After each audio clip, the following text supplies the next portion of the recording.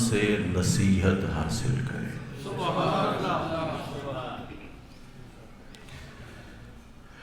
آپ جانتے ہیں قرآن مجید کو سمجھنا بہت ضروری ہے۔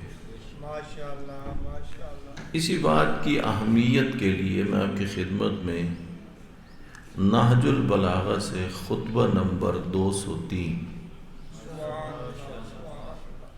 مولا علی علیہ السلام نے جب خلافت کی ذمہ داریوں کو سنبھالا اور آپ ایک حکومت تشکیل دے رہے تھے تو اس وقت آپ نے بتلایا کہ یہ حکومت میں کس طرح کروں گا۔ واللہ ما کانت لی فی الخلافت رغبۃ ولا فی الولایت اربۃ، فرمایا خدا کی قسم مجھے تو کبھی بھی اپنے لیے خلافت اور حکومت کی حاجت و تمنا نہیں رہی۔ مولا علی علیہ السلام بتلا رہے ہیں کہ مجھے کبھی بھی اپنی ذات کے لیے فرما رہے خلافت اور حکومت کی حاجت و تمنا نہیں رہی، یہ مولا بتلا رہے ہیں۔ ویسے میں یہاں پر جناب ساسا بن سوہان کا جو آپ نے مولا کائنات کے سامنے قصیدہ پڑھا تھا اس کے 2 مصرے بھی عرض کر دوں تاکہ یہ بات اور زیادہ روشن ہو جائے۔ آپ جانتے ہیں کوئی بندہ MPA بن جائے دنیاوی اعتبار سے اس کا قد بڑا ہو جاتا ہے، MNA بن جائے تو قد بڑا ہو جاتا ہے، یعنی منصب اور عہدہ انسان کو بڑا بناتا ہے، پھر جب وہ منصب اور عہدہ ہاتھ سے چلا جائے تو پھر اس کا قد چھوٹا ہو جاتا ہے۔ یعنی پوری دنیا میں آپ جس کو بھی دیکھنا چاہیں تو وہ اسی حساب سے ہوگا کہ جو منصب اور عہدہ اس کو بڑا بنا دے گا، جب وہ منصب اور عہدہ نہیں رہے گا تو پھر وہ پہلے والی پوزیشن ہوگی۔ یہ جو مولا کائنات نے فرمایا نا کہ خدا کی قسم مجھے کبھی بھی خلافت اور حکومت میں حاجت نہیں رہی ہے، اسی بات کو جناب ساسا نے کہا رفعت الخلافت وما رفعت کا وزینت الخلافت وما زانت کا۔ یا علی آپ نے خلافت کو سنبھال کے خلافت کو بلندیاں عطا کی ہیں، خلافت نے آپ کو بلندی عطا نہیں کی۔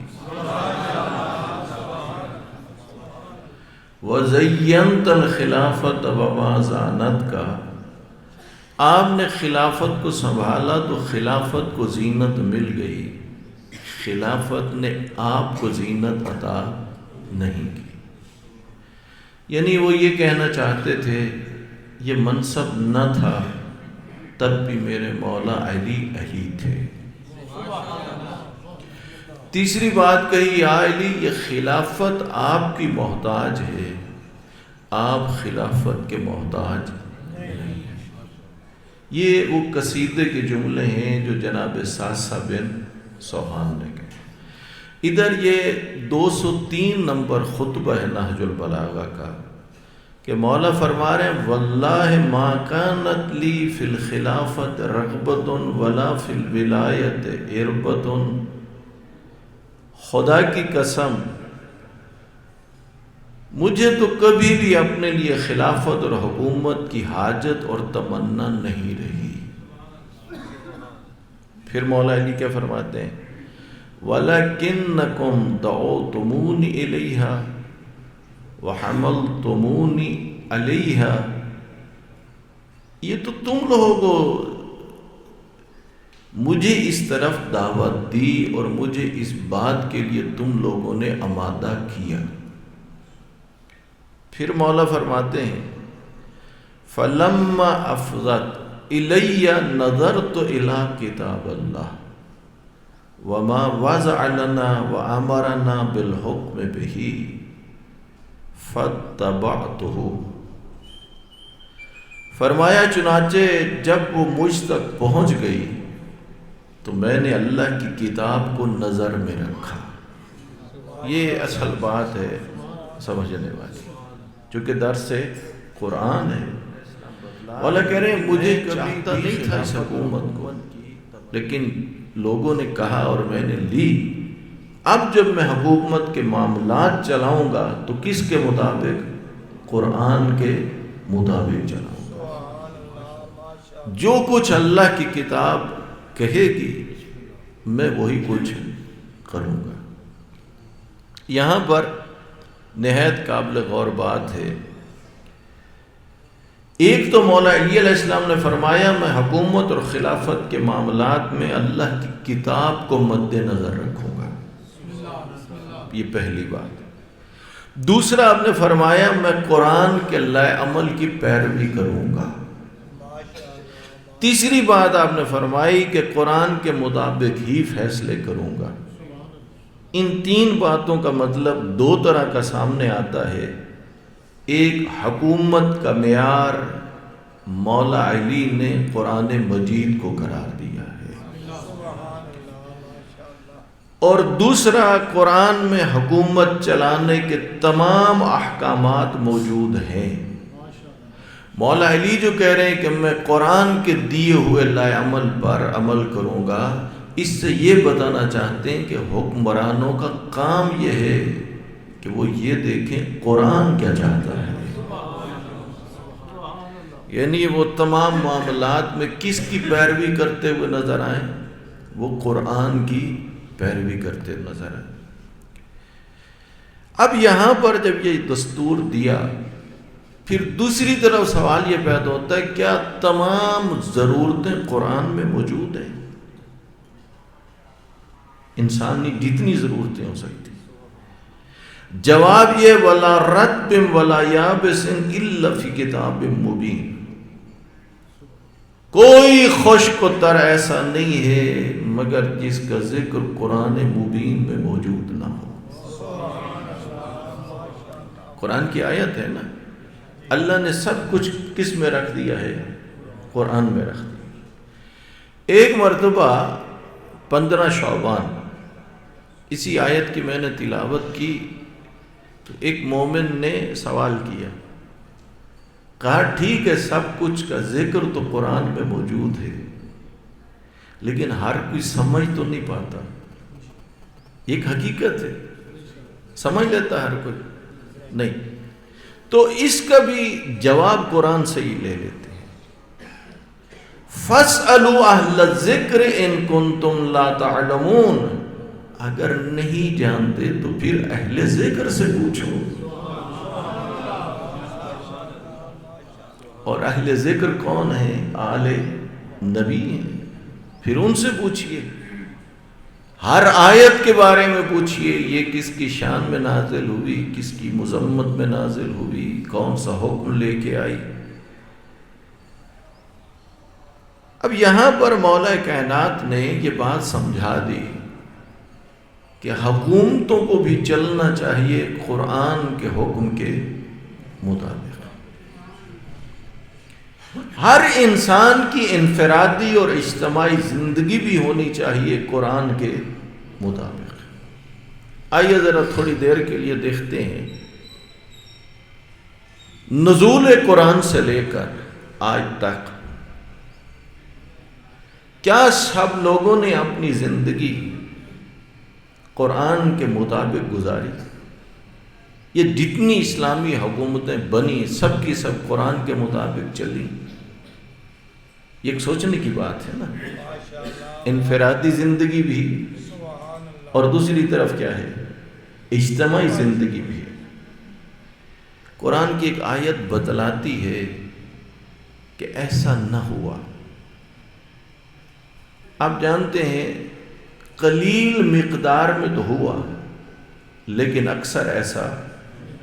تبھی تو اللہ کے رسول نے سورہ فرقان کی آیت ہے، ارشاد فرمایا وقال الرسول یا رب ان قوم اتخذوا هذا القرآن مہجورا.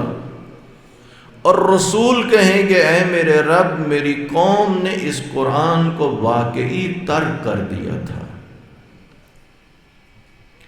آپ سب جانتے ہیں سرکار دو عالم شفاعت کبریٰ کی منزل پر فیض ہے، آپ نے کرنی ہے شفاعت، لیکن یہ آیت بتلا رہی ہے کہ آپ نے اپنے قوم کے ان لوگوں کی شکایت بھی کرنی ہے جنہوں نے قرآن کو ترک کر دیا تھا۔ دیکھیے، ایک طرف قرآن میں ہے وَرَتِّلِ الْقُرْآنَ تَرْتِیلًا، قرآن کو ٹھہر ٹھہر کے پڑھو، جسے آپ ناظرۂ قرآن کہتے ہیں۔ دوسری طرف یہ ہے کہ جتنا ہو سکتا ہے اتنا قرآن پڑھو۔ تیسرا یہ ہے کہ جب قرآن پڑھتے ہو تو اس میں غور و فکر بھی کرو۔ توجہ ہے یا نہیں؟ کیا خیال ہے فقط تلاوت کرنے سے شکایت سے بچ جائیں گے؟ یعنی تلاوت تو کرتے رہیں لیکن قرآن کے مطابق عمل نہ کریں تو کیا وہ جو رسول اکرم نے شکایت کرنی ہے پروردگار کی بارگاہ میں اس سے بچ جائیں گے؟ نہیں۔ قرآن حفظ کر لیں اور قرآن کے مطابق عمل نہ کریں تو بچ جائیں گے شکایت سے۔ غور و فکر تو کریں لیکن قرآن کے مطابق عمل نہ کریں تو بچ جائیں گے؟ نہیں۔ اس کا مطلب یہ ہوا تلاوت قرآن کا اپنی جگہ اجر و ثواب ہے، حفظ قرآن کا اپنی جگہ اجر و ثواب ہے، غور و فکر کرنے کا اپنی جگہ اجر و ثواب ہے، لیکن شکایت سے بچنے کے لیے ضروری ہے کہ قرآن کے سائے میں زندگی گزاریں۔ نعرہ تکبیر، اللہ اکبر، نعرہ رسالت، یا رسول اللہ، نعرہ حیدری، خاندان رسالت بلند تر صلوات۔ اللہم صلی علی محمد۔ میں اس کے لیے آپ کی خدمت میں قرآن کی ایک آیت پیش کرتا ہوں۔ آپ جانتے ہیں اس وقت دنیا میں لگ بھگ 56-57 اسلامی ممالک ہیں، اسی طرح ہے نا پوری دنیا کے اندر، یعنی مسلمان حکمران ہیں۔ اللہ نے سورہ مائدہ میں آیت نمبر 51 خدا نے فرمایا یا ایھا الذین آمنوا لا تتخذوا اليہود والنصارى اولیاء بعضهم اولیاء بعض ومن يتولهم منکم فإنه منهم ان اللہ لیہدی القوم الظالمین۔ اے ایمان والو، یہود و نصار کو اپنا حامی نہ بناؤ۔ یہ قرآن کی آیت ہے۔ اے ایمان والو، یہود و نصار کو اپنا حامی نہ بناؤ۔ یہ لوگ آپس میں حامی ضرور ہیں، یہود و نصارہ ایک دوسرے کے حامی ہیں، اور تم میں سے جو انہیں حامی بناتا ہے وہ یقیناً انہی میں شمار ہوگا۔ بے شک اللہ ظالموں کی رہنمائی نہیں کرتا۔ دیکھیے، ایک عام انسانی حسن و سلوک ہے، وہ ہر کسی کے ساتھ کرنا چاہیے جو بھی انسان ہو۔ انصاف سے قرآن منع نہیں کر رہا، غیر مسلم بھی ہے اس کے ساتھ کیا کرو؟ انصاف کرو۔ غیر مسلم بھی ہے اس کے ساتھ حسن سلوک رکھو۔ غیر مسلم بھی ہے اسے تکلیف نہ پہنچاؤ۔ لیکن قرآن منع کر رہا ہے تم انہیں اپنا حامی نہ بناؤ۔ یہ توقع رکھو کہ وہ تمہاری حمایت کریں گے، نہیں، وہ ایک دوسرے کی تو حمایت کریں گے لیکن وہ تمہاری حمایت۔ کیا خیال ہے اسلامی ممالک کے حکمرانوں نے اس آیت کو نہیں پڑھا؟ جی پڑھا ہے نا؟ بڑے اچھے انداز میں قرآن پڑھنے والے موجود ہیں، لیکن اس آیت پر عمل ہوا یا نہ ہوا؟ یہی بات تو اللہ کے رسول فرما رہے ہیں کہ اللہ کے رسول قیامت کے دن اللہ کی بارگاہ میں شکایت کریں گے کہ پروردگارہ میری قوم نے واقعی قرآن کو ترک کر دیا تھا، قرآن کے مطابق عمل نہیں۔ میں کہتا ہوں ایک استاد ہو جو بچوں کو بیٹھ کے قرآن پڑھاتا ہو، حافظ قرآن ہے، تعلیم دے رہا ہے، یہ آیت بار بار پڑھا رہا ہے، فَلَا تَقُلْ لَهُمَا اُفٍّ،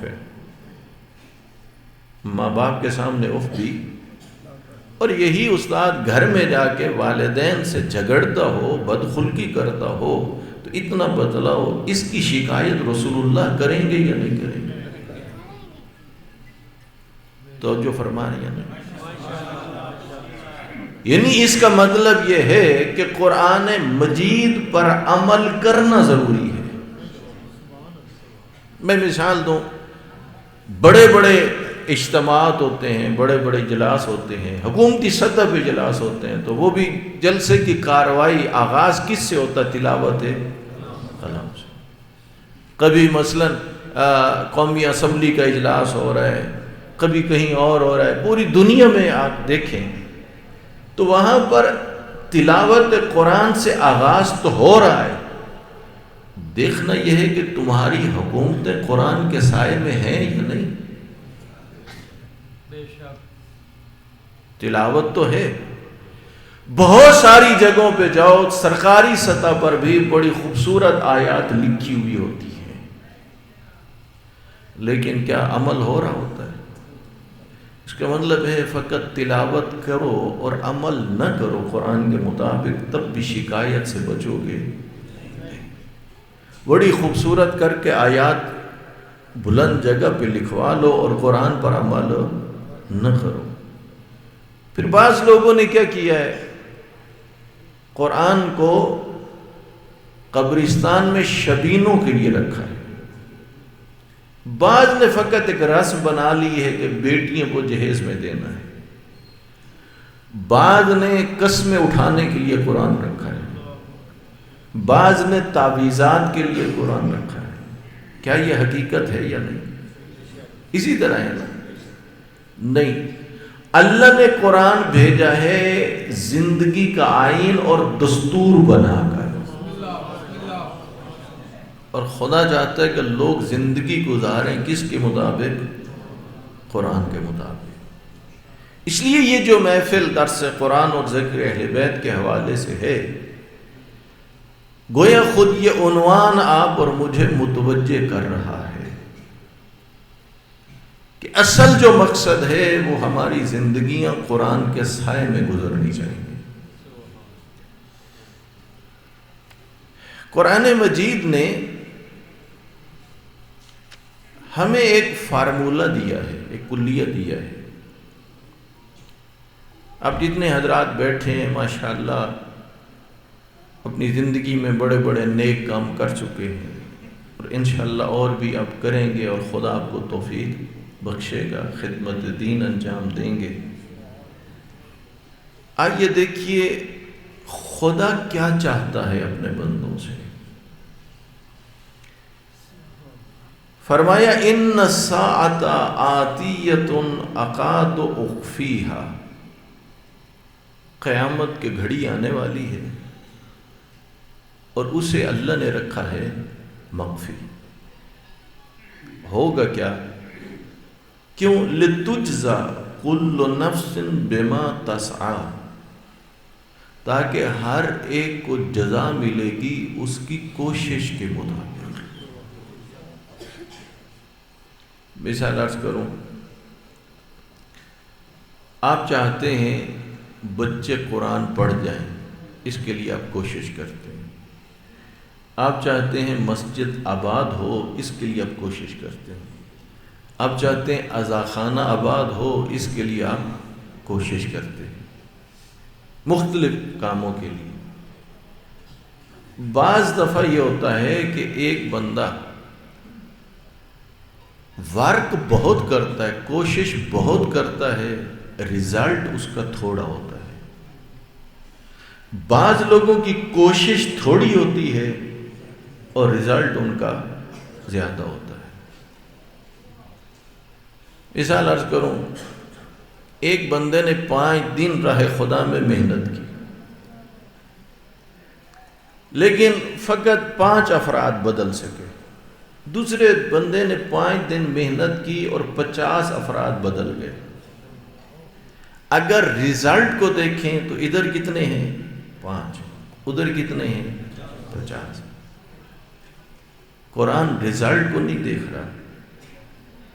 یہ الگ بات ہے، ہو سکتا ہے ایک کی محنت ایسے علاقے میں ہو جو بنجر علاقہ ہو، اور ایک کی محنت ایسے علاقے میں ہو جو زرخیز علاقہ ہے. ایک کی محنت پیدل ہو اور ایک کی محنت کار پر ہو.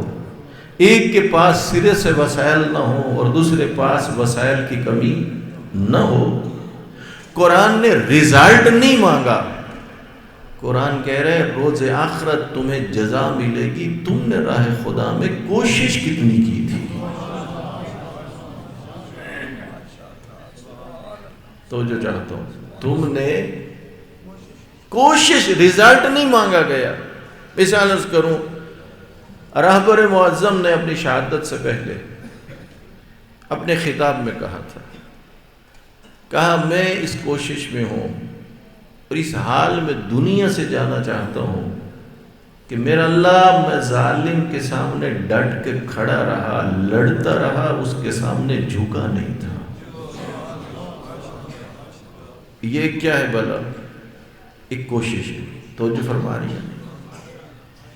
اس لیے یہاں سے قرآن ہمیں متوجہ کر رہا ہے، تم رزلٹ کے لیے فکر مند نہ بنو. کیوں بھلا؟ بعض ہمارے ایسے دوست احباب ہوتے ہیں جن کے اندر دینی جذبہ بہت ہوتا ہے، بہت محنت کرتے ہیں، بڑی کوشش کرتے ہیں، ان کی مخالفت ہوتی ہے. جب وہ دیکھتے ہیں نا کہ کوئی رزلٹ نہیں نکل رہا، پھر وہ ہمت ہار جاتے ہیں. بھائی آپ سے اللہ نے رزلٹ مانگا کب ہے جو اب ہمت ہار رہے ہو؟ اللہ نے تجھ سے کیا مانگی ہے؟ کوشش مانگی ہے، رزلٹ نہیں مانگا. بعض انبیاء علیہ السلام کی زندگیوں میں دیکھو تو کئی 100 سال کی تبلیغ اور رزلٹ کیا تھا؟ بہت تھوڑے لوگ تھے ایمان لانے والے. ایسا تھا یا نہیں تھا؟ لیکن اگر ان کی کوششوں کو دیکھا جائے تو پھر پتہ چلتا ہے کہ انہوں نے کس قدر زحمات اٹھائیں، کس قدر تکلیفیں اٹھائیں.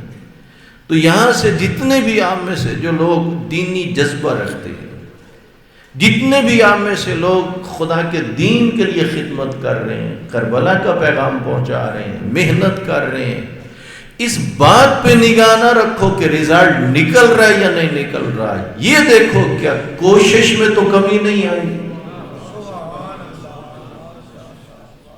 اور فرما رہے ہیں چونکہ ہمارے ایک مشکل بن جاتی. بعض دفعہ کام شروع ہوتا ہے، اس پہ وسائل صرف ہوتے ہیں، وقت لگتا ہے، دوست احباب محنت کرتے ہیں، ان کی توقع ہوتی ہے کہ اتنے فیصد رزلٹ آنا چاہیے، نہ آئے تو وہ پھر وہ ہمت ہار بیٹھتے ہیں، وہ پیچھے ہٹنے لگ جاتے ہیں. نہیں، اللہ نے دستور یہ دیا ہے کہ تمہاری ذمہ داری ہے کہ تم نے کوشش کرنی ہے. اپنی ذات پر بھی کوشش کرنی ہے، معاشرے میں بھی کوشش کرنی ہے، اجتماعی بھی کوشش کرنی ہے. روز قیامت ہو سکتا ہے ایک وہ بندہ ہے جس نے 50 افراد کی ہدایت کی ہو اور ایک وہ ہو جس نے 5 کی ہو، لیکن 5 والے کو کوشش زیادہ کرنی پڑی ہو اور 50 والے کی کوشش کم ہو، تو وہ اجر 5 اور 50 پہ نہیں ہوگا، اجر کوشش پر ہوگا. کس نے راہ خدا میں کتنی کوشش کی تھی، کتنی اس نے جان لڑائی، کتنی اس نے ہمت سے، کتنا اس نے کام لیا تھا. اس لیے مولا علی علیہ السلام نے فرمایا کن بعید الہمم اذا طلبت، جب کسی چیز کو حاصل کرنا چاہتے ہو تو بلند ہمت بنو. یہ دستور دیا کس میں؟ مولا علی علیہ السلام نے. ابھی آپ دیکھ رہے ہیں کہ ملت ایران بہت بڑی طاقتوں کے سامنے کس طرح ہمت کے ساتھ کھڑے، اور یہی وجہ ہے کہ اس ہمت اور سعی کے نتیجے میں خدا نے انہیں استقامت عطا کی ہے۔ اس لیے کہ اتنی بڑی طاقتوں کا مقابلہ کرنا یہ آسان کام نہیں، یہ مشکل کام ہوتا ہے۔ آئیے ذرا دیکھتے ہیں، دو لفظ استعمال ہوتے ہیں، شکست، اور اس کا دوسرا لفظ ہے ناکامی، اور مقابلے میں آتا ہے کامیابی۔ یعنی کس چیز کو ناکامی سمجھا جائے اور کس چیز کو کامیابی سمجھا جائے، کس چیز کو سمجھا جائے کہ شکست ہوئی ہے اور کس چیز کو سمجھا جائے کہ فتح ہوئی ہے۔ اسی کو ہم قرآن مجید سے لیتے ہیں۔ کیا کوئی کسی کو مار لے تو مارنے والا گویا کامیاب ہو گیا اور جسے مارا گیا اسے شکست ہو گئی؟ نہیں۔ دیکھیں قرآن مجید سے میں آیت آپ کی خدمت میں تلاوت کرتا ہوں۔ ان اللہ اشتری من المؤمنین انفسهم واموالهم، اللہ نے مومنین سے ان کے نفسوں کو، یعنی ان کی جانوں کو اور ان کے مالوں کو اللہ نے خریدا ہے۔ مومنین سے جان و مال کو اللہ نے خریدا ہے، کس کے بدلے؟ بِأَنَّ لَهُمُ الْجَنَّةَ، اللہ بدلے میں انہیں جنت عطا کرتا ہے۔ کافر بھی تو اللہ کی مخلوق ہے، مشرک بھی اللہ کی مخلوق ہے، منافق بھی اللہ کی مخلوق ہے، لیکن اللہ نہ تو کافر سے معاملہ کرتا ہے، نہ ہی مشرک سے معاملہ کرتا ہے، نہ ہی منافق سے معاملہ کرتا ہے۔ اللہ معاملہ کرتا ہے تو صاحب ایمان سے کرتا ہے۔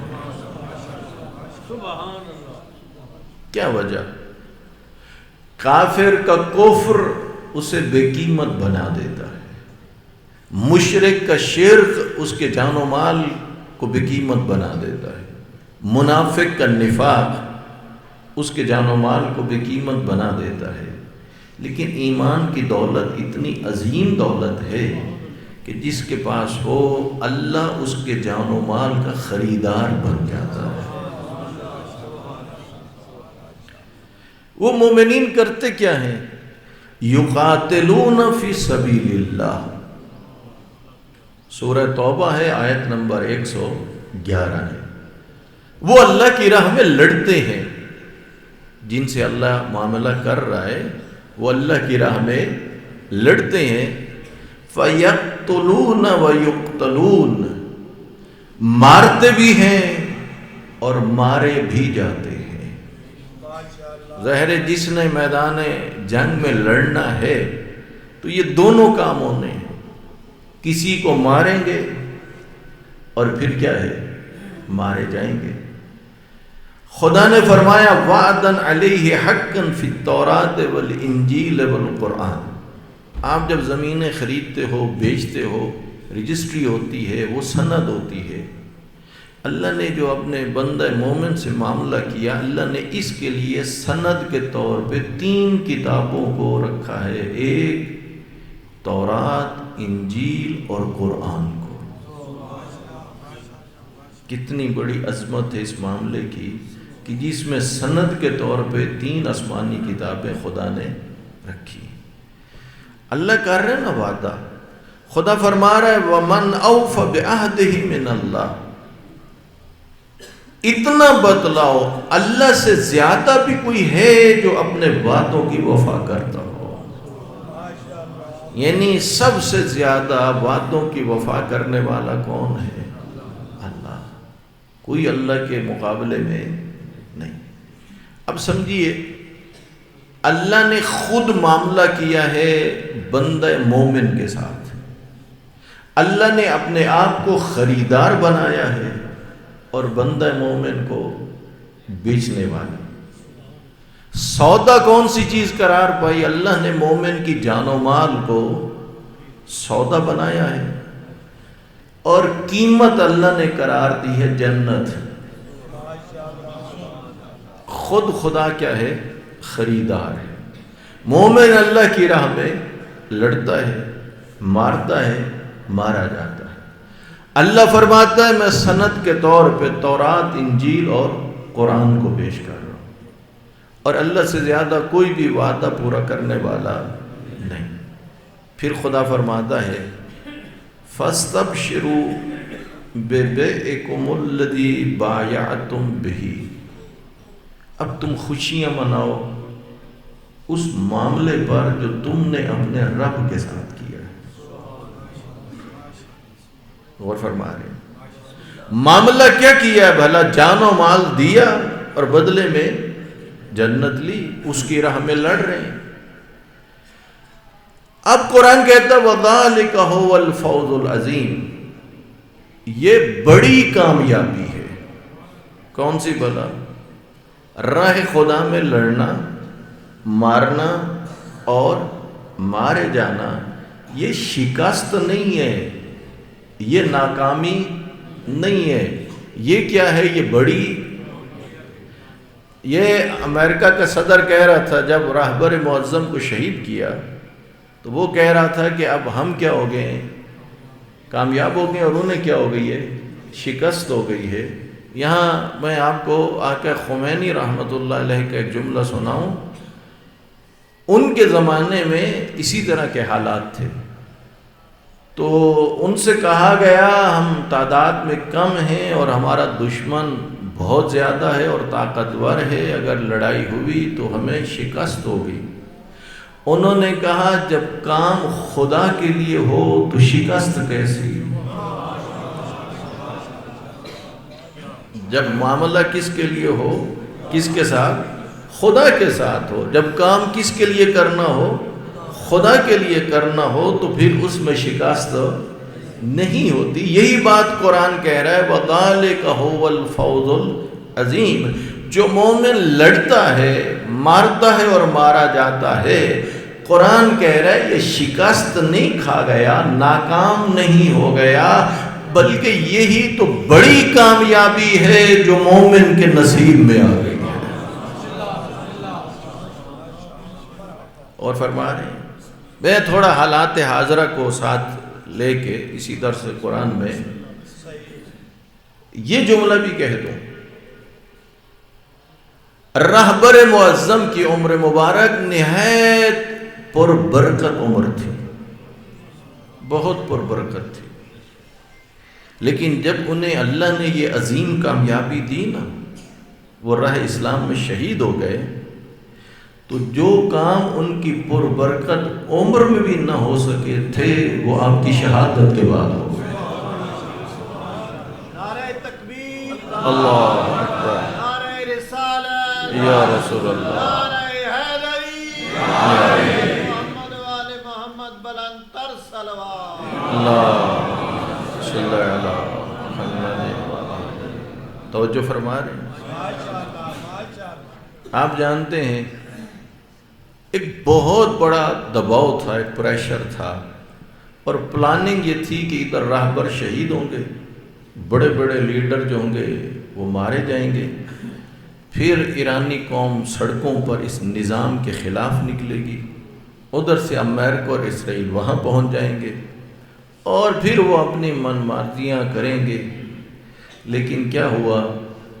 راہبر کی شہادت سے پہلے انقلاب آیا تھا سن 1979 میں۔ اس وقت جو جذبہ تھا لوگوں کے دلوں میں، انقلابی جذبہ، ابھی وہ کم لوگوں کے دلوں میں تھا، اکثر کے دلوں میں وہ جذبہ ماند پڑ چکا تھا، وہ ٹھنڈا ہو چکا تھا، ابھی وہ والے حالات نہیں تھے۔ بہت سارے پروپیگنڈا چینل بنائے ہوئے تھے امریکہ نے ایران کے اندر فارسی میں، اور بعض احباب کہتے ہیں لگ بھگ 115 تھے جو مسلسل انقلاب کے خلاف اور اس نظام کے خلاف پروپیگنڈا کر رہے تھے۔ یہی وجہ ہے جو آپ میں سے زیارات پہ گئے ہوں تو خصوصاً جب بندہ ٹیکسی لے کے مختلف مقامات کی زیارات پہ جاتا ہے تو ڈرائیور حضرات بڑا شکوہ کرتے ہوئے نظر آتے ہیں.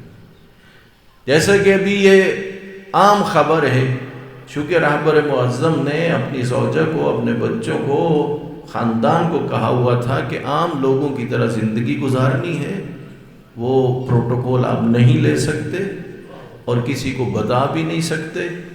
تو ان کی زوجہ، بچہ بیمار ہے، اسے لے کے ٹیکسی میں جا رہے ہیں ہاسپٹل میں، ایران کے سپریم لیڈر کی زوجہ. وہ جیسے ہی گاڑی میں بیٹھی ہیں ٹیکسی میں تو ڈرائیور نے شکوے شروع کر دیے. ہمارا راہبر تو بڑے مزے میں ہے، بڑے عالی شان ان کا گھر ہے، اتنی سہولیات ہیں، ان کے بیوی بچے مزے میں ہیں، ہم مارے گئے، ہمارے مہنگائی ہے، ہمارے لیے فلاں مشکل ہے. وہ خاموش ہو کے سنتی رہی. جب ہاسپٹل کے قریب جا کے ٹیکسی رکی اور اتر کے جانے لگی تو انہوں نے ڈرائیور سے کہا کہ تو جس راہبر سے شکایت کر رہا ہے، شکوہ رکھتا ہے، میں اسی کی زوجہ ہوں. اور فرما رہے ہیں، دیکھیے یہاں پر وہ جو زندگی گزار رہے تھے راہبر معظم، وہ چاہتے تھے ہم کیا کریں، ہم آ جائیں گے. وہ سمجھ رہے تھے وہ جو لوگوں کے دلوں میں شکوے والی باتیں ہیں، بس جیسے ہی راہبر شہید ہوں گے ہم آئیں گے. امریکہ کو اسرائیل سمجھ رہے تھے، فوری یہ لوگ کیا ہو جائیں گے، مخالف ہو جائیں گے، جو انہوں نے خود پروپیگنڈا کیا ہوا تھا. لیکن مومن کی شہادت کو اللہ فرما رہا ہے یہ بڑی کامیابی ہے. توجہ چاہتا ہوں درس قرآن ہے نا. مومن کی شہادت کو اللہ کیا فرما رہا ہے، بڑی کامیابی ہے. آپ نے دیکھ لیا وہ قوم جن کے دلوں میں جذبہ انقلاب مان پڑ چکا تھا، جو ٹوٹ پھوٹ کا شکار ہو چکی تھی، جو اعتراضات پہ تھی، یہ رہبر کی شہادت بڑی کامیابی ہی تو ہے کہ وہ سڑکوں پہ نکل آئے ٹرمپ کے لیے نہیں، اپنے رہبر کے خون کا انتقام لینے کے لیے. یہ کیا ہوئی بھلا کامیاب؟ یہ قرآن بتا رہا ہے نا کہ مومن سے اللہ کرتا ہے معاملہ. میں کہہ سکتا ہوں رہبر معظم سید علی خامنائی وہ صاحب ایمان تھے جن سے اللہ نے معاملہ کیا، پھر اللہ نے انہیں عظیم کامیابی عطا کی. اور اس کامیابی کو آپ دیکھ رہے ہو پاکستان کے اندر. وہ جو تکفیریت کی بات کرتے تھے ان میں تھوڑے سے بچ گئے ہیں، باقی لوگ کہہ رہے ہیں کہ ہم بھول میں تھے، ہم نے جو کچھ کہا اور کیا غلط کیا.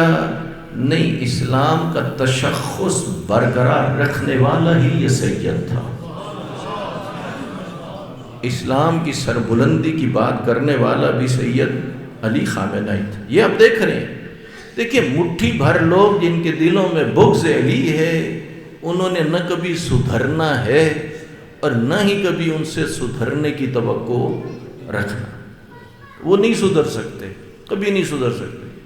لیکن باقی لوگ جنہیں اندھیرے میں رکھا جاتا ہے وہ یقیناً کیا کرتے ہیں، وہ جب وقت آتا ہے تو وہ اندھیرے سے نکلتے ہیں.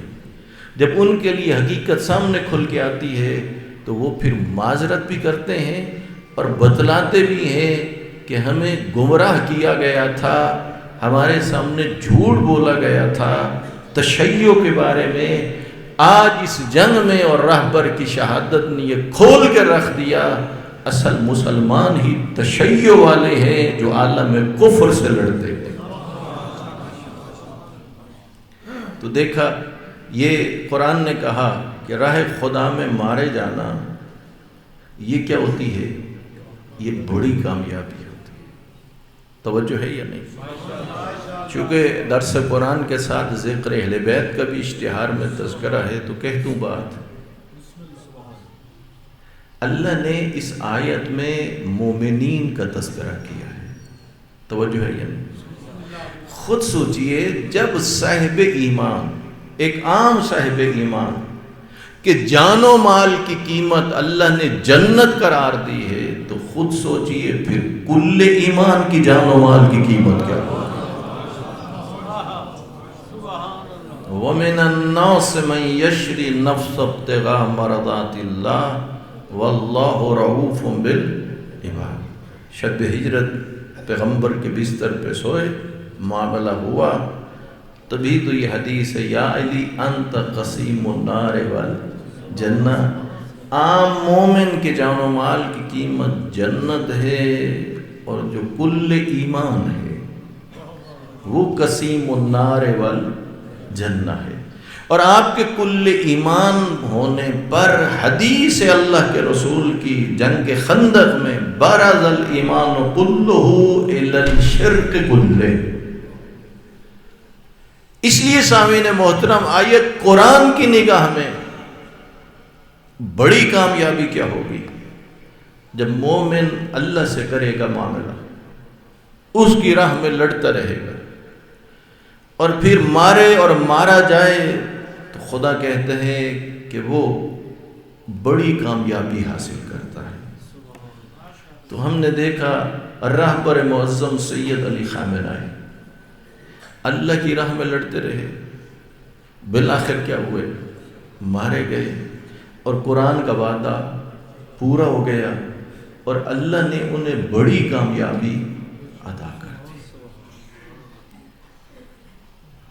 اور پھر آپ دیکھ رہے ہیں اس وقت مسلسل آپ میں سے ہر بندہ واقف ہے، ایران اکیلا ہے اور مقابلے میں کتنی طاقتیں اکٹھی ہیں، اور پھر وہ ابنائے ہرمز کے بارے میں امریکی صدر اور ممالک کو کہہ رہے تم بھی جہاز لے کے آؤ۔ اس کا مطلب یہ ہے کہ وہ ایک تم سب پر بھاری ہو چکا ہے۔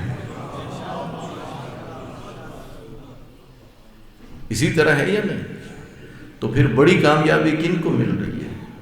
انہی کو مل رہی ہے کہ جو اللہ کی راہ میں لڑ رہے ہیں، جو اللہ کی راہ میں مارے جا رہے ہیں، انہی کو اللہ بڑی کامیابی عطا کرتا ہے۔ خود مولا کائنات کا فرمان ہے قرآن مجید کے بارے میں کہ یہ قرآن صامت ہے اور میں قرآن ناطق ہوں۔ ٹھیک ہے، یہ تو بڑی کامیابی کا لفظ آپ نے سن لیا، کہاں سے بنا؟ قرآن صامت سے۔ اب آئیے سن لیجیے قرآن ناطق سے بھی۔ مولا کائنات کی ساری زندگی خرچ ہوئی ہے راہ خدا میں، اسی طرح ہے کہ نہیں؟ آپ مسلسل راہ خدا میں جہاد کرتے رہے، بچپنے سے آپ کا جہاد شروع ہوا اور آخر وقت تک جہاد آپ کا جاری رہا۔ جب آپ کو مسجد کوفہ میں ضرب لگی تو آپ نے اس وقت فرمایا فزت برب الکعبہ، رب کعبہ کی قسم میں کامیاب ہو گیا۔ سامعت قرآن نے بھی بتلایا ہے کہ یہ شہادت بڑی کامیابی ہے، اور ناطق قرآن نے مسجد کوفہ میں اعلان کر کے بتایا مومن راہ خدا میں لڑتا لڑتا مارا جائے وہ ناکام نہیں ہوتا، وہ کامیاب ہو جاتا ہے۔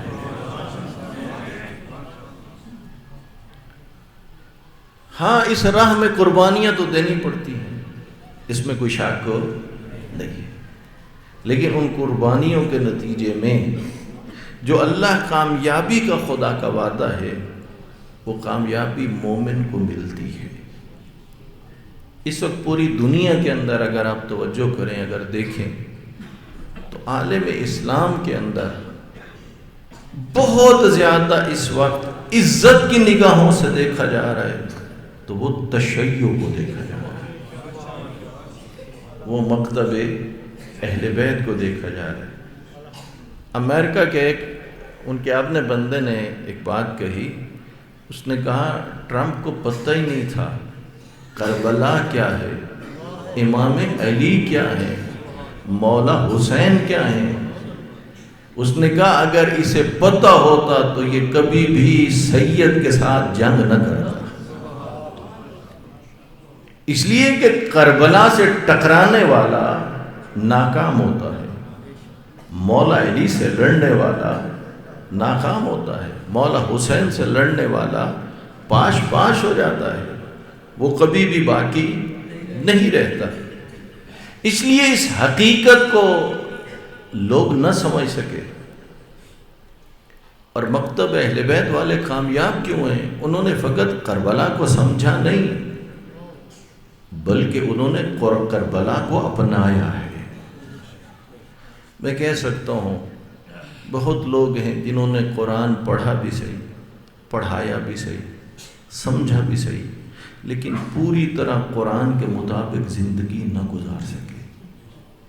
لیکن سید علی خامنائی وہ عظیم لیڈر تھے جن کے بارے میں کہا جا سکتا ہے کہ جنہوں نے قرآن کے مطابق زندگی گزاری، جنہوں نے حکومت بھی چلائی تو کس کے مطابق؟ قرآن کے مطابق.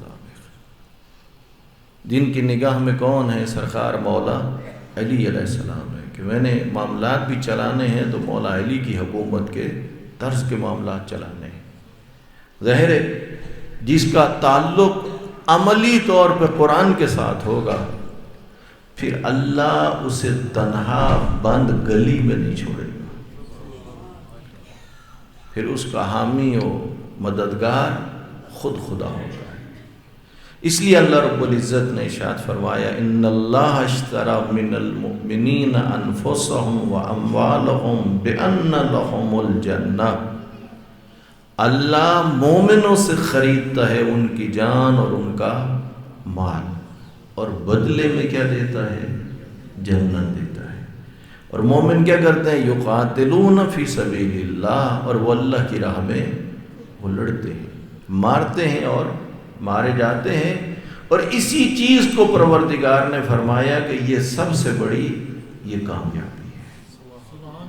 اس لیے سامعین محترم، آپ اور میرے لیے جو نہایت ضروری چیز ہے وہ کیا ہے کہ ہم قرآن کے لیے وقت نکالیں، اللہ کی کتاب کو پڑھیں، اس کو سمجھیں اور اسی کے مطابق زندگی گزارنے کی کوشش کریں. اصول کافی میں حدیث ہے فَإِذَا الْتَبَسَتْ عَلَيْكُمُ الْفِتَنُ كَقِطَعِ اللَّيْلِ الْمُظْلِمِ فَعَلَيْكُمْ بِالْقُرْآنِ.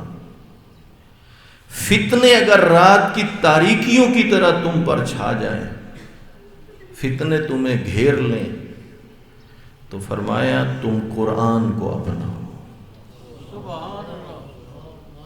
تمہارے تمام مشکلات کا حل کہاں سے ملے گا؟ قرآن سے ملے گا. قرآن کو پڑھیے، قرآن کو سمجھیے اور قرآن کے مطابق عمل کیجیے. اچھی بات ہے بیٹیوں کو جہیز میں قرآن دیا جائے، بہت اچھی بات ہے، لیکن اصل مقصد یہ ہونا چاہیے کہ میری بیٹی کی زندگی اسی قرآن کے سائے میں گزرنی چاہیے. اور فرما رہے ہیں نا، بہت اچھی بات ہے قرآن مجید لے کے مسجد میں رکھنا، دوسروں کو ہدیہ کرنا، لیکن اگر کوئی بندہ یہ سمجھے کہ میں نے ہدیہ کر دیا بس یہی میرے لیے کافی ہے، نہیں، وہ کافی نہیں. قرآن کسی کو پڑھایا اور سمجھے یہی کافی ہے، نہیں، وہ کافی نہیں ہے. بلکہ ضروری ہے کہ یہ دیکھے کہ میری زندگی آیا قرآن کے مطابق ہے یا نہیں. بنیادی چیز یہ ہے. اگر یہ چیز مل جاتی ہے تو سمجھ لیجئے کہ ہم نے اس مقصد کو پا لیا جو خدا چاہتا ہے. صلوات بھیجیے محمد وعلی محمد.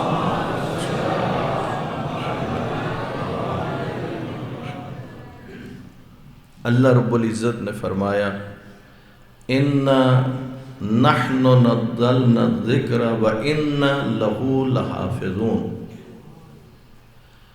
اس ذکر کو یقیناً ہم نے اتارا ہے اور ہم ہی اس کے محافظ ہیں. سبحان.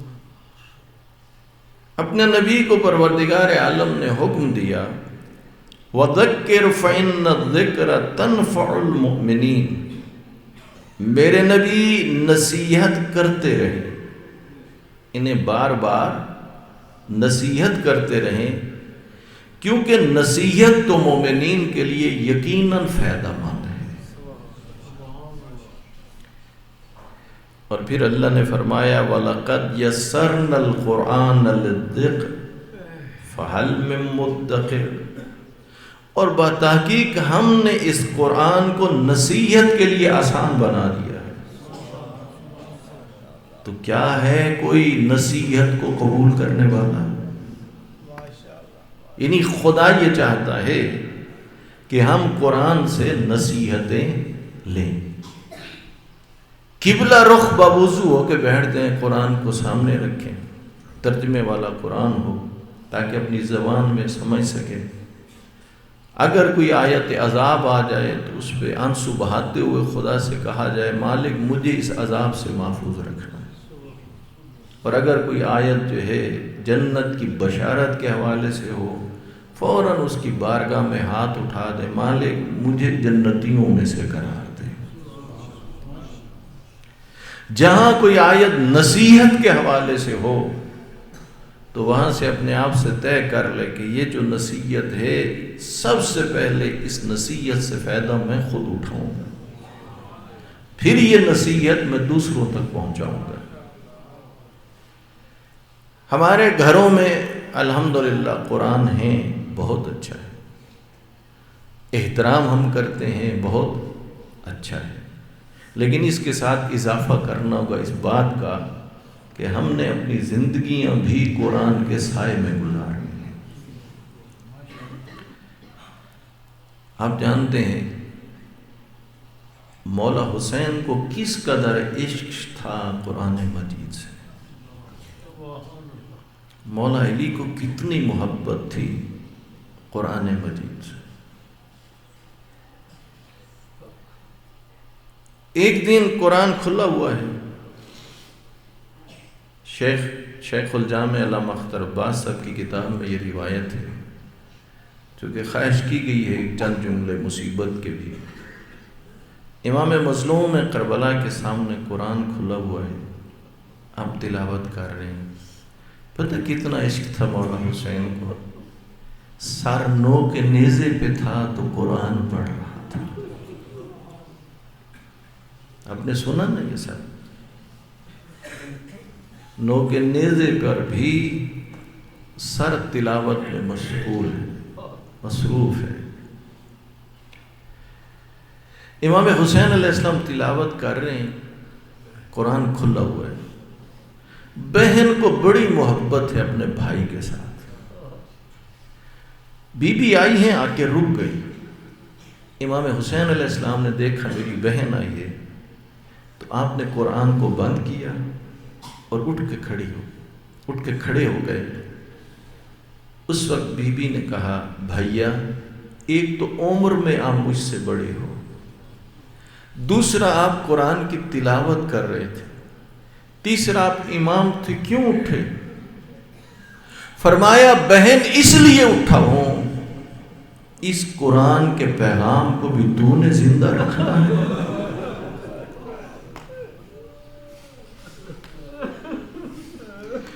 میری شہادت کے بعد میرا ذکر بھی تو نے زندہ رکھنا ہے۔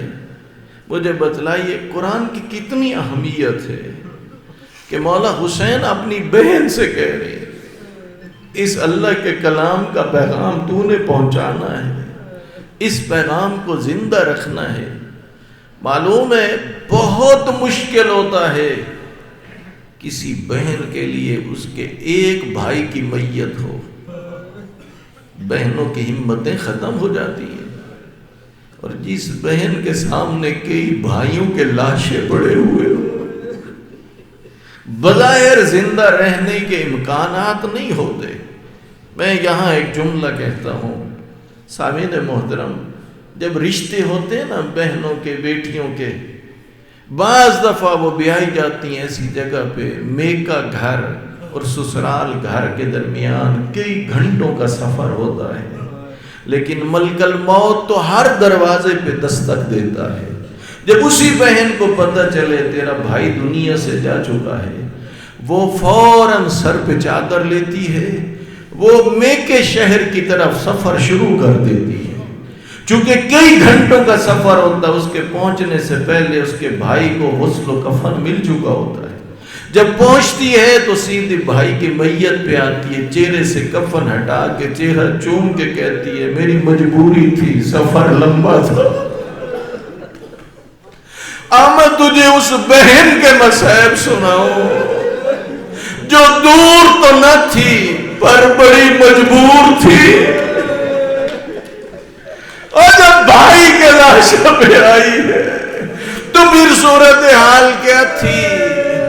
عام بہن کوئی جائے تو وہ بھائی کی میت سے کفن ہٹاتی ہے، یہ بہن کتنی دکھی بہن تھی، کفن تو نہیں تھا، ٹوٹی ہوئی تلواریں، نیزے، پتھر پڑے ہوئے تھے، اپنے مصروف ہاتھوں سے ہٹا رہی تھی ان ٹوٹی ہوئی تلواروں کو، پتھروں کو، خاک کربلا کو، اور روتے روتے پوچھ رہی تھی انت اخی حسین، کیا میرا بھائی حسین تو میرا ماں جایا حسین۔ اگلا مرثیہ جو ہے نا بی بی کا، وہ بتلاتا ہے کہ بی بی کو مدینے کی امن کی گھڑیاں یاد آ گئی تھی، کہاں وہ مدینہ، کہاں نانے کی گود، کہاں میرا بھائی حسین، کہاں یہ کربلا، سرتن سے جدا، بدن کے ٹکڑے ٹکڑے، تبھی تو کہا یا جد صلی علیک ملائکۃ السماء، نانا تیرے اوپر آسمان کے ملائکہ درود بھیجتے ہیں، دیکھنا یہ تیرا حسین ہے جس کے بدن کے ٹکڑے ٹکڑے ہو چکے ہیں، جس کا خون خاک میں مل چکا ہے۔ عزاداروں، اگلا مرثیہ اور درد بڑھا تھا، کیا کہا نانا وَبَنَاتُكَ سَبَايَا، دیکھنا تیری بیٹیوں کو قیدی بنا لیا گیا۔ اتنا بتلائیے کیا زندہ رہنے کے امکانات تھے؟ نہیں تھے، لیکن کیوں کربلا سے زندہ چلی؟ بھائی نے کہا تھا بہن اس قرآن کے پیغام کو بھی زندہ رکھ، اور میری شہادت کو اور میرے ذکر کو بھی زندہ رکھنا۔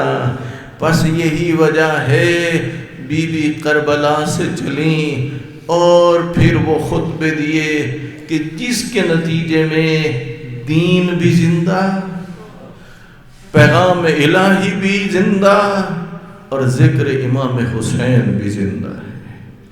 اللہ لعنت اللہ ہے اللہ القوم۔ اللہم صلی علی محمد وآل محمد۔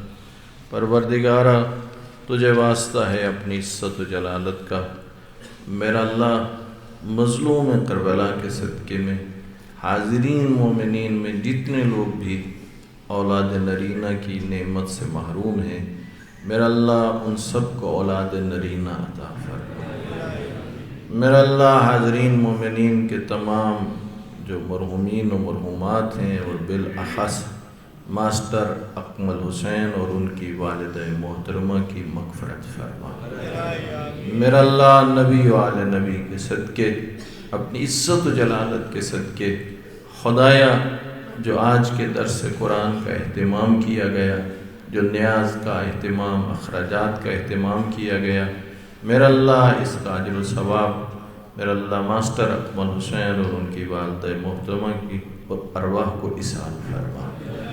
خدایا اس پروگرام میں دام در میں سخن قل میں جو بھی شریک ہوا ان پہ اپنا لطف و کرم فرما۔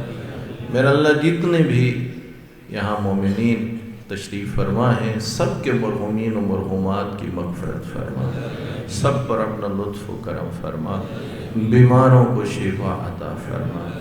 میرا اللہ تجھے واسطہ اپنی عزت و جلالت کا، خدایا اس مسجد کے، مدرسے کے، عزا خانے کے وہ خدمت گزاران جو اب دنیا پہ نہیں رہے، انہیں غریق رحمت فرما، جو منتظمین موجود ہیں ان کی توفیقات خیر میں اضافہ فرما۔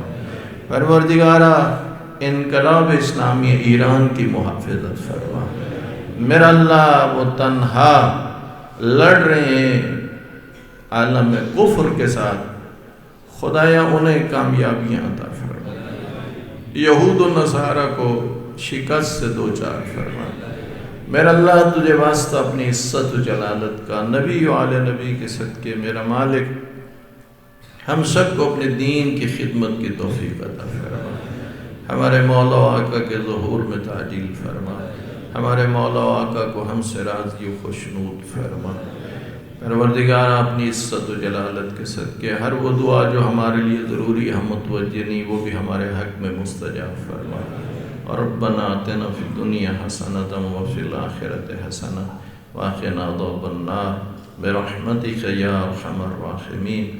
اللہم صلی علی محمد وآل محمد وعجل